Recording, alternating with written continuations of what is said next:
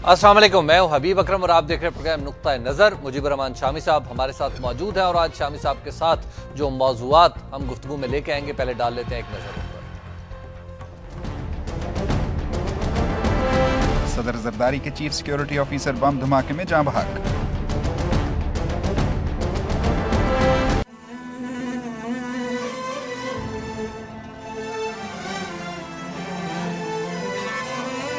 रमजान के चांद पर इत्तफाक, क्या ईद के चांद पर भी होगा?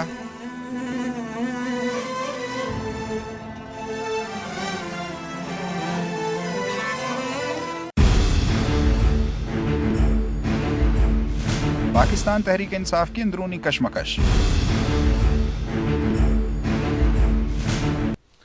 जी, सदर आसिफ अली जरदारी के chief security officer Bilal Sheikh साहब कराची में गुरु मंदिर के करीब शाम साहब एक धमाके में कत्ल कर दिए गए। वो धमाका खुदकुश था या वो इत्तफाकी तौर पे इसका निशाना बने, लेकिन बहरहाल अपेरेंटली वही टारगेट थे।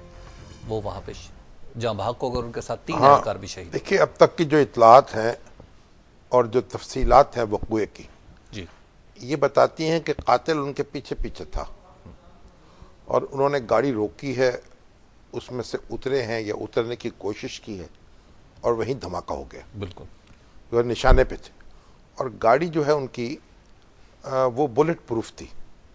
बिल्कुल, लेकिन ये भी मालूम हुआ है कि बुलेट प्रूफ जो है कोई तीसरे दर्जे की थी। हाँ, बहुत आला दर्जा नहीं था। ठीक है। और किसी, मेरा ख्याल कोई देसी तरीके से बना दी गई थी और उसका दरवाज़ा भी उड़ गया और उसको भी नुकसान पहुंचा और उनके साथी जो हैं वो भी जाँ बहक हुए, उनके जो गार्ड थे पुलिस के। देखिए, जो बिलाल शेख हैं, सदर आसिफ अली जरदारी साहब की सिक्योरिटी के हवाले से इनकी बहुत ज़्यादा अहमियत है। अच्छा सदर साहब के सिक्योरिटी के 2 हिस्सार हैं। जी, एक तो जो सरकारी है, जी बिल्कुल, सरकारी तौर पर जो सरकारी अफसरान हैं, एहलकार हैं, वो उनकी सिक्योरिटी के फ़राइज़ अंजाम देते हैं। ठीक, और वो सदर आसिफ अली जरदारी साहब के मुहाफ़िज़ हैं। ठीक। और ये जो है बिलाल शेख, ये आसिफ अली जरदारी साहब के मुहाफ़िज़ थे एज पॉलिटिकल लीडर। हाँ जी। अच्छा, गुज़श्ता 20 बरस के लगभग अरसा उनका गुजरा है जरदारी साहब की खिदमत में। अच्छा, और उनके बहुत मोतमिद शख्स थे और उनकी सिक्योरिटी के ज़िम्मेदार थे। उनके इंतहाई भरोसे के आदमी थे। अच्छा, 2 भरोसे के आदमी हैं उनके। एक ये उनकी सिक्योरिटी कर रहे थे ठीक, और दूसरे बिलावल भुट्टो जरदारी साहब जो हैं उनकी सिक्योरिटी करते हैं। वो अच्छा, उन पर उनकी ड्यूटी लगा दी गई। ठीक। तो बिलावल शेख साहब का जो किरदार, सदर आसिफ अली जरदारी साहब क्योंकि अपनी सदारत के आखिरी बिल्कुल, महीनों में है ना, जी, चंद हफ्तों में, हाँ, ये चंद महीनों में वो, सितंबर टू बी एग्जैक्ट। हाँ जी, बिल्कुल, वो अपने ओहदा छोड़ देंगे। जी, तो ये जो बिलाल शेख हैं, ये कलीदी शख्स थे जो उनके सिक्योरिटी के फ़राइज़ अदा करते थे और जिनके ज़ुम्मे, जिन पर इंतहाई एतमाद था। ठीक, इन पर पहले भी एक हमला हुआ है जी बिल्कुल, 2011 में, लेकिन उसमें इनकी जान बच गई। और जो भी इनके करीबी लोग हैं और ऐवान सदर के करीबी लोग हैं बताते हैं कि बहुत दिल वाले थे, दलेर। और 1-2 जगह ऐसा हुआ, कोई सिक्योरिटी का मामला हुआ, कोई सदर साहब के मामले में कोई थोड़ी हिलचुल हुई, लड़काने में भी और एक जगह, तो ये फौरी तौर पर सीना तान कर उनके सामने खड़े हो गए। वाह, बिल्कुल, तो ये सदर साहब का एक ज़ाती नुकसान भी है और इस लिहाज से आप देखें तो एक अच्छा पाकिस्तानी रुखसत हुआ, तो कौमी नुकसान भी है। शाम साहब, ये मैसेज भी तो हो सकता है आसिफ अली जरदारी साहब अब ये को। जो मैसेज देखिए, जी, इसका मतलब है कोई ऐसी ताकत मौजूद है, कोई ऐसे अंसर मौजूद है जो जरदारी साहब को ये पैगाम दे रहा है कि मैं इस तरह से वार भी कर सकता हूँ। वो उनकी जो जान है उसको तो खतरा लाहक रहा और उनकी सिक्योरिटी का बहुत ज़्यादा एहतमाम किया जाता है जी, और बहुत ज़्यादा एहतियाती तदाबीर इख्तियार की जाती है। और बेनज़ीर भुट्टो साहबा की शहादत के बाद तो ख़ास तौर पर तवज्जो उनकी तरफ बढ़ गई है। बिल्कुल, اور وہ اس وقت تو پیپلز پارٹی جو ہے اس کی قیادت بھی ان کے پاس ہے، اور صدارت سے الگ ہو کے ان کا ایک رول بھی انہوں نے ادا کرنا ہے ملک کی سیاست میں. تو یہ ایک بڑا معنی خیز پیغام ہے، اور اس کی بڑی مذمت کی جانی چاہیے. اور اس کے جو اثرات ہیں وہ دیکھیے ہماری ملک کی سیاست پہ بہت دور رس ہو سکتے ہیں. اس سے ہمیں معلوم ہوتا ہے کس قسم کے خطرات ہمارے سیاسی لیڈروں کو درپیش ہیں، بالکل، اور ہم کس طریقے سے ان نظر چشم پوشی کر رہے ہیں، نظر چرا رہے ہیں حقائق سے. اور ہمارے ہاں کی جو معمول کی سیاست ہے ایک دوسرے کے کپڑے پھاڑنے کی اور ایک دوسرے کے کپڑے سے الجھنے کی، وہ جاری ہے. بالکل، حالانکہ یہ تمام چیزیں ہمیں بھول کے جی اب اپنا فوکس کرنا چاہیے. کراچی دیکھیے، کراچی میں ہر روز لاشیں گرتی ہیں. 2 دن پہلے تو 17 لوگ مارے گئے ایک دن میں، اور کوئی 15، کبھی 16، کبھی 14، کبھی 12. کوئی دن نہیں آتا کہ لاشیں نہ گری ہوں جی، اور بے گناہ لوگ نہ مارے جائیں، اور راہ چلتے لوگ نہ مارے جائیں. بعض اوقات بالکل، شوقیہ مار دیے جاتے ہیں. ایک تو ٹارگٹ کلنگ ہوتی ہے، بعض صرف شوقیہ مار دیے جاتے بالکل. شام صاحب، ایک بریک کا وقت ہو گیا ہے. بریک کے بعد ہم گفتگو یہیں سے آگے بڑھائیں گے. آپ دیکھتے رہیے نقطہ نظر.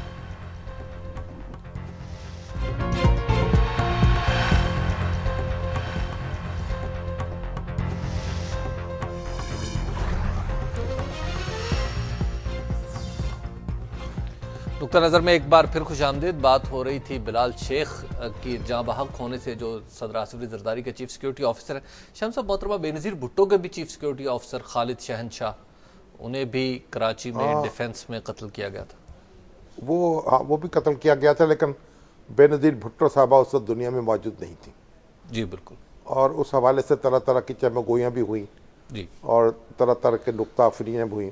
لیکن بہرحال یہ حقیقت ہے کہ بے نظیر بھٹو کی جو سیکورٹی کے ذمہ دار تھے ان کو بھی قتل کر دیا گیا اور ٹارگٹ کلنگ کی گئی. جی، اور میرے خیال جو رحمان ڈکیت کے بارے میں مشہور ہے، وہ بھی جب محترم بے نظیر بھٹو کی سیکورٹی میں کچھ نہ کچھ رول ان کا بھی تھا، بالکل، جو ان کو بھی مار دیا گیا بعد میں، ٹارگٹ کلنگ کی گئی. یہ پتہ نہیں یہ جو انڈر ورلڈ ہے، اس کی کیا، اس کو کہاں دیکھیں، کہاں پکڑیں، کہاں ماپیں. ہماری جو سیکورٹی ایجنسیز ہیں ان کو بہت چوکس ہونا ہوگا، اور ہماری انٹیلیجنس ایجنسی بہت کرنے کا کام ہے. یہ ابھی ایبٹ آباد کمیشن کی جو رپورٹ لیک ہوئی ہے، بالکل، اس میں تو بہت برسے ہیں جسٹس جاوید اقبال صاحب سیکورٹی ایجنسیز پر. اور ان کا یہ کہنا یہ ہے کہ یعنی کوئی قانون نہیں ہے دہشت گردی کا مقابلہ کرنے کے لیے، پھر نیشنل سیکورٹی پالیسی نہیں ہے، نیشنل سیکورٹی کے ادارے نہیں ہیں، اینٹی ٹیرر جو ہے کوئی منظم کوشش نہیں ہے، اور یہ جو ہماری انٹیلیجنس ایجنسیاں ہیں یہ ان کی کوئی اکاؤنٹیبلٹی نہیں ہے. اور تا دیر اس ملک میں جمہوریت نہیں رہی، اس لیے انہوں نے بہت پرپرزے نکال لیے ہیں. وہ خود ہی فیصلے کرتی ہیں، خود ہی ایجنڈا طے کرتی ہیں. وہ یہاں تک کہا خود ہی دشمن اور دوست کا فیصلہ کرتی ہیں کہ وہ کون دشمن ہے وہ بھی یہ فیصلہ کریں، کون دوست ہے وہ بھی ہمارا فیصلہ کریں. اور پھر سلوک کیا ہونا ہے یہ بھی فیصلہ خود ہی کر لیتے ہیں. کرتی ہیں. اور جو ہماری جو سیاسی قیادت ہے اس کا ہولڈ بہت یعنی کمزور ہوتا چلا گیا، اور اس کی جو اہلیت جو ہے وہ بھی متاثر ہوتی چلی گئی.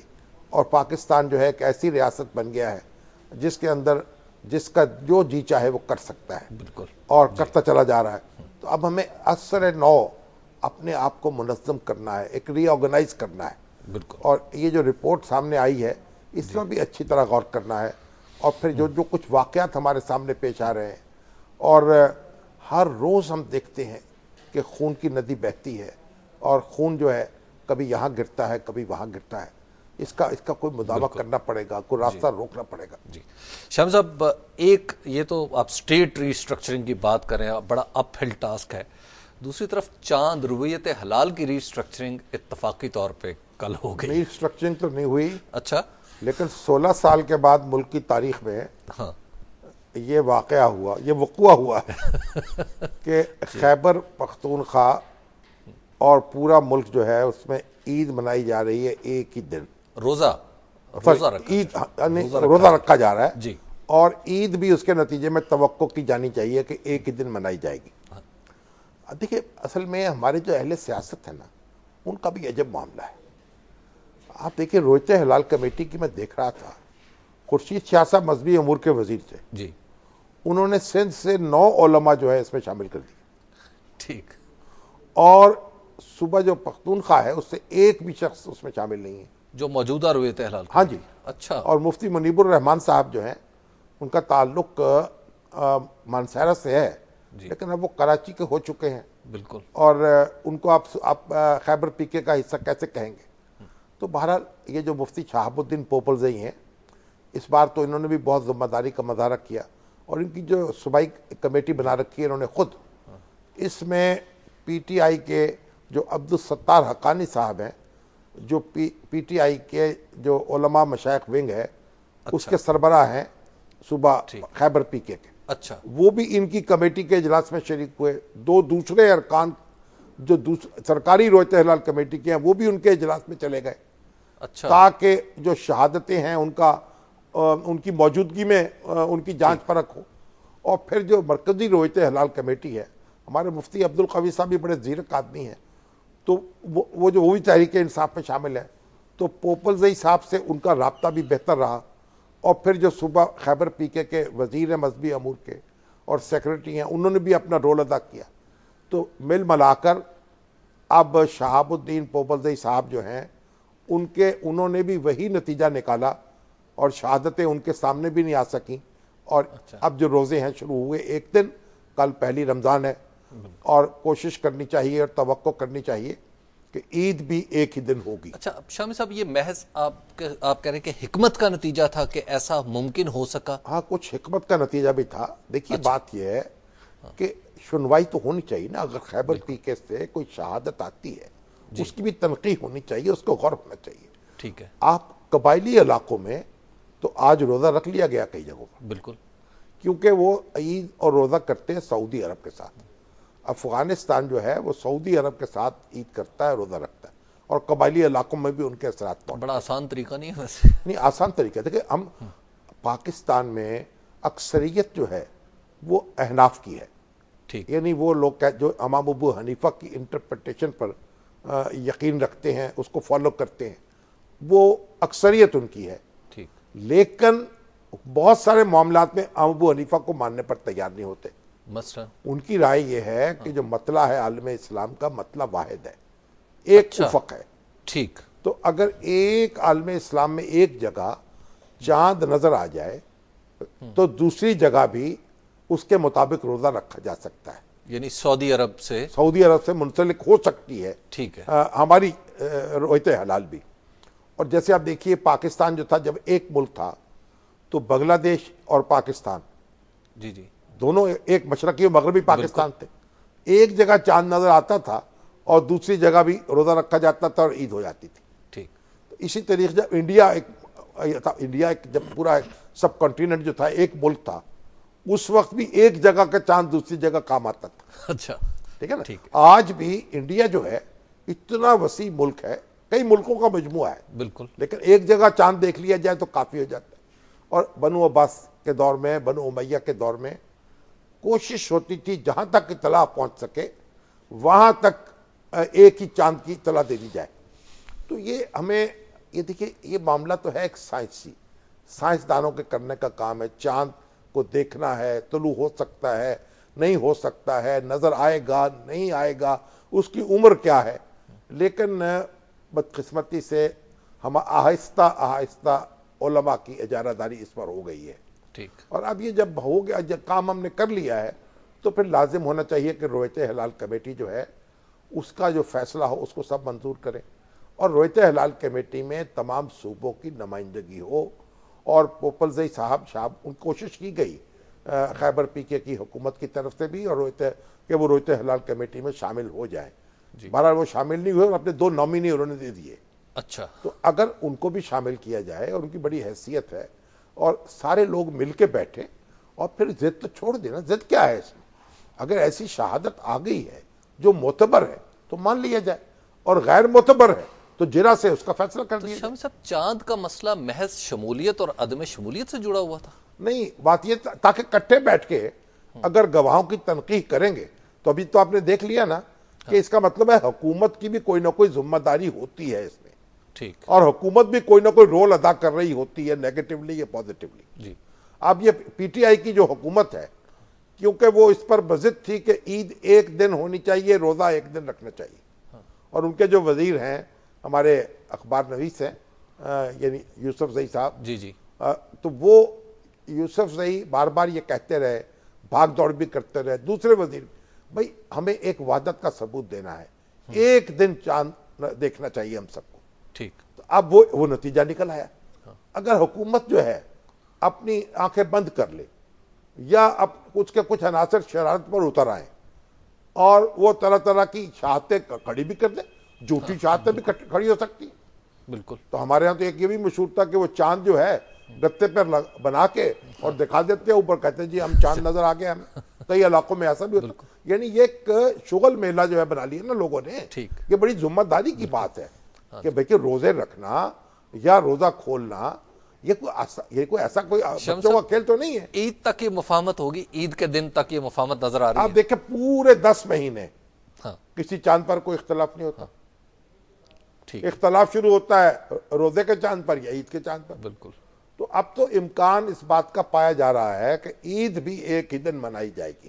اچھا چلیں ہم لے لیتے ہیں بریک، اور بریک کے بعد ہم چلیں گے اگلے موضوع کی طرف اور آپ کو بتائیں گے کہ اس وقت تحریک انصاف کے اندر کیا کشمکش چل رہی ہے. آپ دیکھتے رہیے نقطہ نظر.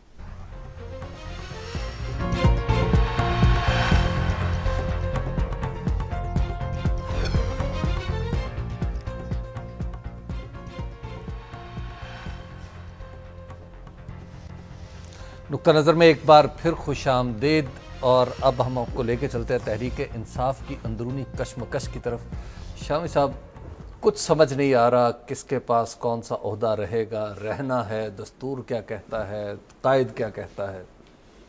چلیے میں اس میں بات کرتا ہوں، لیکن یہ کالم ہے میرے سامنے آج، پہلے میں اس میں کچھ گفتگو کرنا چاہتا ہوں. جی کون سا کالم؟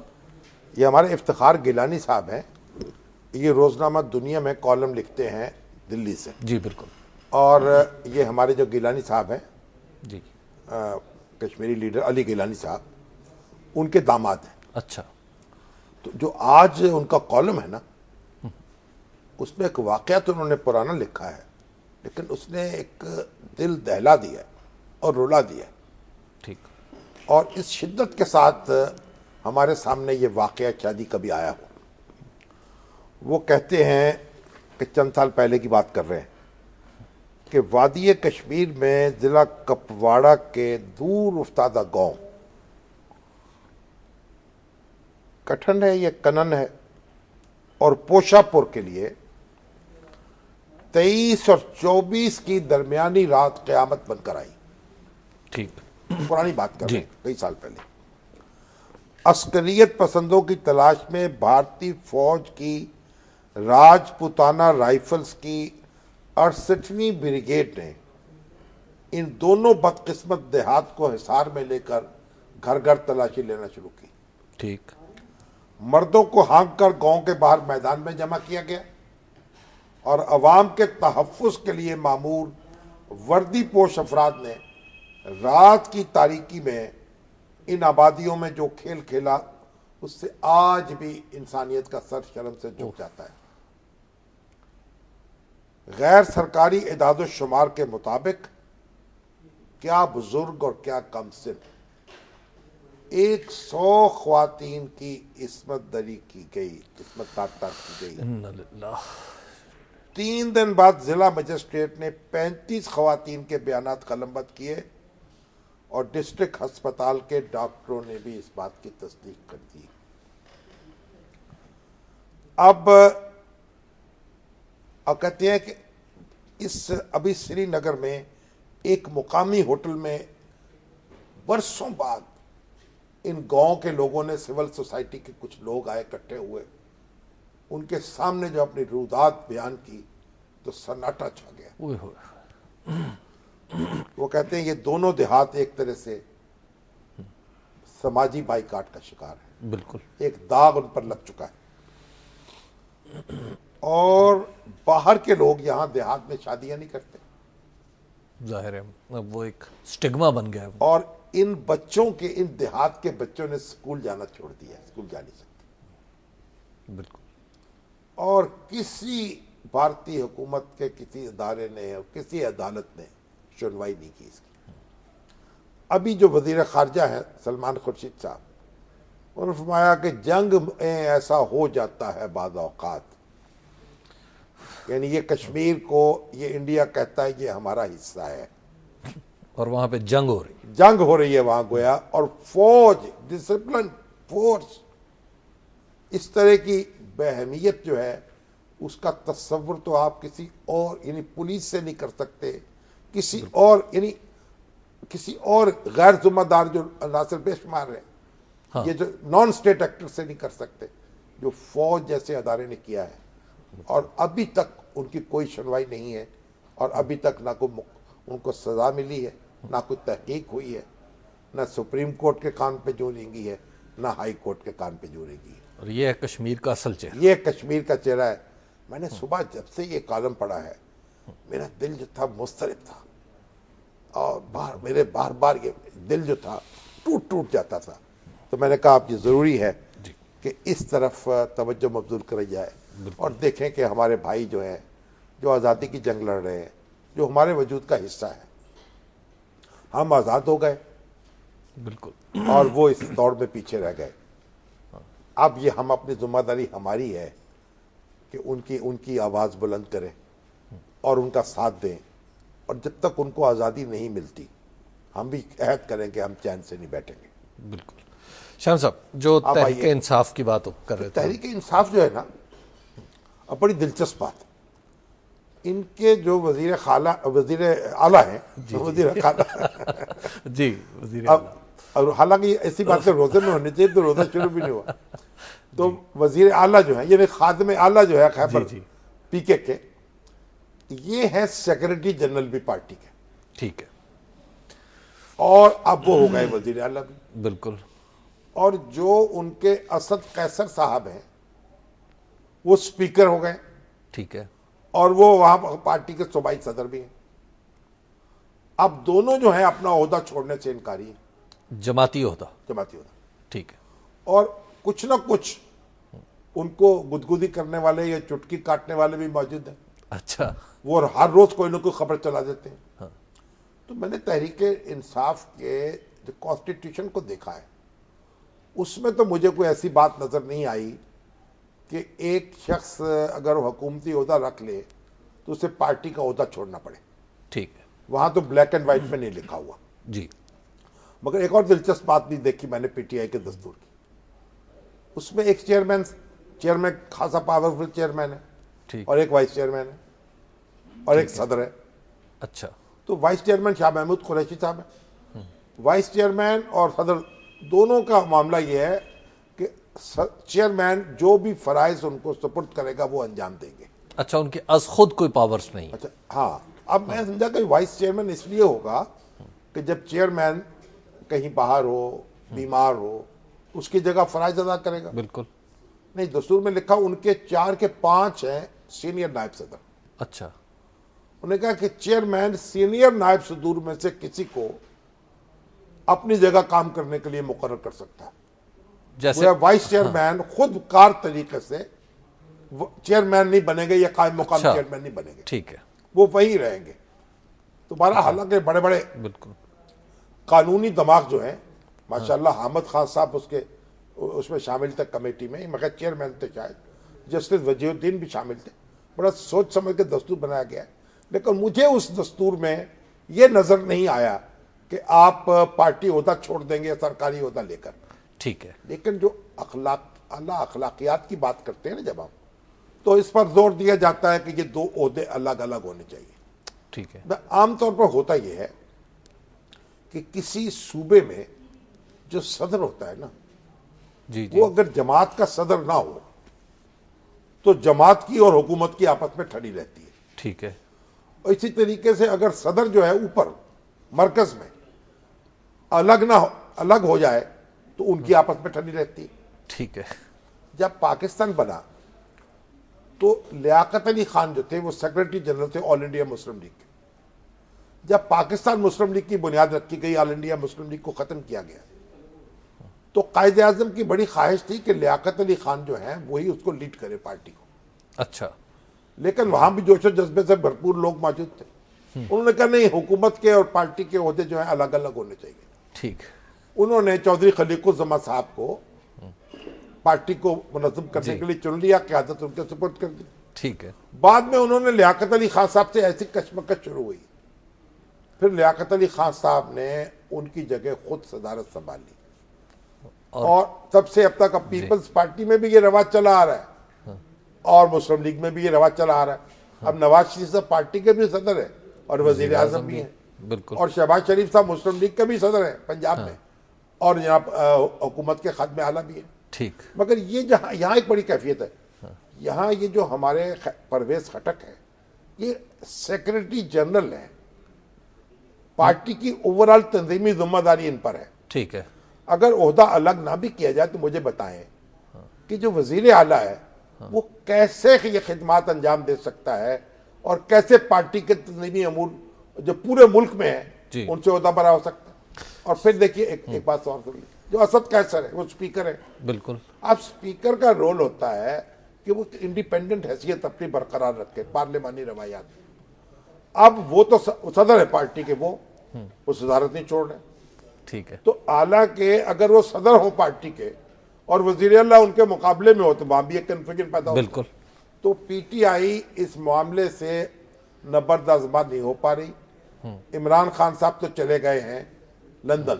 جی شام صاحب ایک بریک لے لیتے ہیں، بریک کے بعد ہم گفتگو یہاں سے آگے بھی بڑھائیں گے، اور پھر آپ کے سوالات جو ایس ایم ایس، فیس بک اور فون کالز کے ذریعے ہمارے پاس آ رہے ہیں وہ بھی پروگرام کا حصہ بنائیں گے. آپ دیکھتے رہیے نقطہ نظر.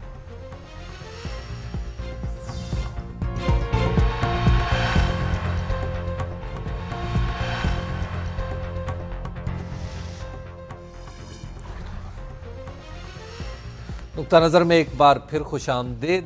یہ سوالات کا سیگمنٹ ہے، آپ کے سوالات بھی شامل کرتے رہیں گے. شام صاحب ایک بات میرے ذہن میں ہے، جو پارٹی کے اندر آج میری کچھ لوگوں سے بات ہوئی، جنرلی جو پرسیپشن ہے وہ یہ ہے کہ انہیں اپنے عہدے چھوڑ دینے چاہیے، پرویز خٹک صاحب کو اور اسد درست قیصر ہے. تو یہ اصل بات یہ دیکھیں نا، جو اسد قیصر صاحب ہیں وہ تو پارٹی کے صوبائی صدر ہیں.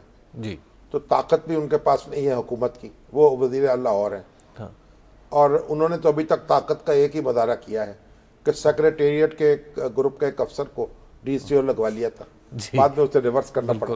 لیکن بہرحال یہ جو پارٹی ہے یہ اپنی غلطیوں سے سیکھ رہی ہے. تو عمران خان صاحب کو چاہیے کہ اس بارے میں یکسو ہو جائے، کوئی فیصلہ کر دیں. ان کی طرف سے مختلف بیانات جاری ہو رہے ہیں، بہتر ہے وہ لندن میں بھی ان تک یہ بات پہنچے گی. جی. اور ایک تو خبر یہ آئی تھی نا کہ وہ آل پارٹیز کانفرنس میں شریک ہو گئے اور لندن نہیں جا رہے، مؤخر کر دیے.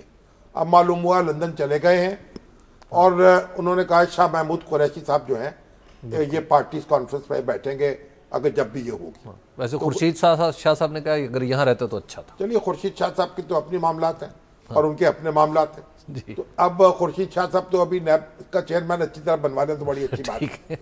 ابھی رؤف طاہر صاحب نے مجھے میسج کیا کہ جنیجو صاحب ایک وقت میں ایسا تھا وہ پارٹی کے صدر تھے مسلم لیگ کے، اور نواز شریف صاحب وزیر اعظم تھے. یہ بات درست ہے، لیکن بڑے مختصر عرصے کی بات ہے، کیونکہ جنیجو صاحب کی حکومت گئی تھی اور اس کے بعد پھر ان سے صدارت چھیننا مناسب نہیں سمجھا گیا، تو وہ صدارت ان کے پاس رہی. پھر نواز شریف صاحب نے جب وہ رخصت ہوئے تو پھر نواز شریف صاحب کے پاس آ گئی صدارت، وزیر اعظم کے پاس ہی آ گئے. اب وہ حامد میر صاحب جو ہیں ان کا، ہمارے جو ماشاءاللہ پاکستان کے مایہ ناز اینکر پرسن ہیں، انہوں نے جناب کشمیریوں کا جو ذکر کیا تو اس پہ بڑی داد دی ہے، خوشی کا اظہار کیا، تو ان کا شکریہ جناب. کشمیر تو ہمارے وجود کا حصہ ہے، اس کے بغیر تو ہمیں چین نصیب نہیں ہو سکتا اس کی آزادی کے بغیر. اچھا ایک بات یہ ہے کہ سعودی عرب سے ہمارے یعقوب اختر انصاری صاحب ہیں، جی. اور یہاں ہمارے بہر اللہ ہزاروی صاحب ہیں جو سعودی عرب کے امور کے خصوصی ماہر ہیں. انہوں نے یہ اطلاع دی ہے کہ آپ نے جو کل کہا تھا یا ان کے پرسوں کالیں آئی تھی نا کہ وہ کہ سعودی عرب میں یعنی ایک مہلت ختم ہو رہی ہے پاکستانیوں کے لیے. بالکل. انہوں نے کہا کہ مہلت میں اضافہ ہو چکا ہے. 3 نومبر تک حکومت نے یہ موقع دے دیا ہے کہ وہ پاکستانی جو کسی دوسرے کفیل کے پاس جاب کر رہے تھے وہ اپنے آپ کو ریگولرائز کروا لیں اور قانون کے مطابق وہاں اپنی زندگی گزارے. جی تو اس موقع سے پاکستانیوں کو فائدہ اٹھانا چاہیے. یہ بھی ضروری بات ہے. ہماری سعودی عرب کی حکومت جو ہے ہمیں اس کی ایک خصوصی ہمارے تعلقات ہیں اس سے, اور ہمیں ان کی بڑی قدر کرنی چاہیے ان کو. اور سعودی عرب کی حکومت جو ہے اس نے پاکستانیوں کی بات سنی ہے اور ہمیں اس کے شکر گزار ہونا چاہیے. شام صاحب قصور سے ہمارے ساتھ ہیں صادق صاحب فون لائن پہ. جی السلام علیکم صادق صاحب. وعلیکم السلام جی. جناب گزارش سے شامی صاحب اگے میں پروگرام بڑے شوق نال سننا, کیونکہ کرپشن جیڑی میری رائے ایک طریقے نال بند ہو سکتی. جیڑا کرپشن کوئی بھی کرے انہوں معطل نہ کرنا, پھر پیسے دے کے وہ بحال ہو جاتا ہے. انہوں سرکار میری نوکریاں فارغ کر دین, 50 بندیاں نہ پورے پاکستان دے وچ ایویں ہو جائے گا, کرپشن ختم نہ ہوئے. میں ذمہ دار ہاں. بالکل ٹھیک ہے. چین والے تو کرپٹ آدمی کو گولی مار دیتے ہیں. ابھی سابق وزیر ریلوے اس کو گولی مار دی گئی. تو یہ بھی صورتحال ہے. عبد الرزاق صاحب ہے بھکر سے. جی السلام علیکم. وعلیکم السلام. جناب علی. جی الرحمان شامی صاحب کا میں بہت بڑا فین ہوں. اچھا جی, بہت شکریہ. ٹھیک ہے جی. اور سر ان سے ہے کہ ہمارے جو یہ سراکستان اور یہ خیبر پختونخوا اور یہ سب بندے ہیں یہ پاکستان آواز آپ کی کٹ رہی ہے عبد الرزاق صاحب. واضح نہیں ہوئی. جی سراکستان تو اب الیکشن میں ڈوب گیا ہے 2013 کے, بالکل. لیکن ہمارا لوگوں کی گریونسز کی طرف توجہ دینی چاہیے. میاں مقصود صاحب نے مجھے یہ بھیجی ہے اطلاع کہ بنگلہ دیش میں 4 بڑے شہروں میں لوکل باڈیز کے الیکشن ہوئے ہیں, اور ہر جگہ جو برسر اقتدار عوامی لیگ ہے وہ ہار گئی ہے. اچھا. اور یہ ایک اچھی خبر اس لحاظ سے ہے کہ انہوں نے ایک بڑی کارروائیاں خوفناک شروع کر رکھی ہیں, اور بہت لوگوں کو ظلم کا نشانہ بنایا گیا ہے. پولیس کی ایٹراسٹیز ہیں, درجنوں لوگ مارے گئے ہیں, ان کی قبریں جو ہیں وہ ان کا نشان مٹایا جا رہا ہے. تو بنگلہ دیش کے عوام جو ہیں وہ ایک متحرک ہیں اور اس حکومت کو چلتا کرنے کے لیے پوری کوشش کر رہے ہیں. شام صاحب یہ نور ربانی صاحب ہیں کند کوٹ سے, انہوں نے ایس ایم ایس کیا جی اسامہ پاکستان میں 9 سال رہا, کسی نے فوج سے نہیں پوچھا, کسی نے انٹیلیجنس ایجنسیز سے نہیں پوچھا, آج آ کے سارا زور پیپلز پارٹی کے خلاف لگایا جا رہا ہے کہ یہاں پہ کیوں تھا. نہیں, پیپلز پارٹی کے خلاف تو نہیں لگایا گیا. وہ تو کبھی پوچھنا تو ان سے ہی چاہیے. کوئی تھوڑی سی بڑھاس پیپلز پارٹی کے خلاف بھی نکال دیا انہوں نے, جاوید اقبال صاحب نے اور ان کے رفقا نے. لیکن بہرحال وہ جو ہمارے کمیشن میں جب لوگ بیٹھتے ہیں تو بھئی اپنی اونچی فضا میں ہوتے ہیں, جو چاہے کہہ دیں. عبد الغفار صاحب ہیں جی لاہور سے ہمارے ساتھ. جی السلام علیکم. وعلیکم السلام. جناب علی. جی میرا سوال ہے شامی صاحب سے. ہاں جی حضور. کہ یہ جو جتنی بھی ہماری قیادت بیٹھی ہوئی ہے ان میں سے آپ کو کوئی ایک ایسا شخص نظر آتا ہے جو قوم کے لیے مخلص ہو؟ دیکھیے, قوم نے ان کو ووٹ دیے ہیں اور چنا ہے اپنی قیادت کے لیے, تو ظاہر اخلاص نظر آیا ہوگا. قوم کے بڑے حصے کو تو چنا ہے, جو لوگ ووٹ لے کے بیٹھے ہوئے ہیں. اب میں ان کے بارے میں کیا کر سکتا ہوں, اور ان کو میں اس طرح کا تبرہ ان پر کیسے کر سکتا ہوں. جی شام صاحب, یہ بڑا دلچسپ ایک ایس ایم ایس آیا ہے, اور ان صاحب نے کہا ہے جی کہ, اور انہوں نے یہ ہے جی کوئی سندھ سے ہے, اب انہوں نے کوئی مشکل سی جگہ کا نام لکھا, وہ کہہ رہے ہیں کہ شامی صاحب یہ جو زرداری صاحب کو میسج دے رہے ہیں نا, یہ جو ہم بلال شیخ صاحب کے تناظر بات کریں, یہ آپ کے این یعنی نقطۂ نظر میں سے ایک این والے ہیں. ان کو تو اس طرح کی حرکت نہیں کریے. ہمیں بدگمانی سے بچنا چاہیے. وہ عناصر اور ہیں جو زیر زمین کام کر رہے ہیں اور ملک کو ڈسٹیبلائز کرنا چاہتے ہیں. تو بات ختم ہو رہی ہے اب ہماری, میرا خیال ہے. جی جی. تو رمضان جو ہے, جی ایک تو قارئین کو رمضان المبارک جو ہے, ناظرین ہم نے دیکھے ہوئے ناظرین کو آج کچھ پتہ نہیں آپ کی بدحواسی میرے پاس آ گئی. تو ناظرین جو ہیں ان کو تو رمضان مبارک, اور اس کے بعد عید کے بعد ہم حاضر ہوں گے اب ان کی خدمت, تو عید بھی مبارک. بالکل جی. تو ہمیں اب عید تک کے لیے دیجیے اجازت, عید کے بعد سے ہم دوبارہ انشاءاللہ آپ کی خدمت میں حاضر ہوں گے. تب تک کے لیے اللہ نے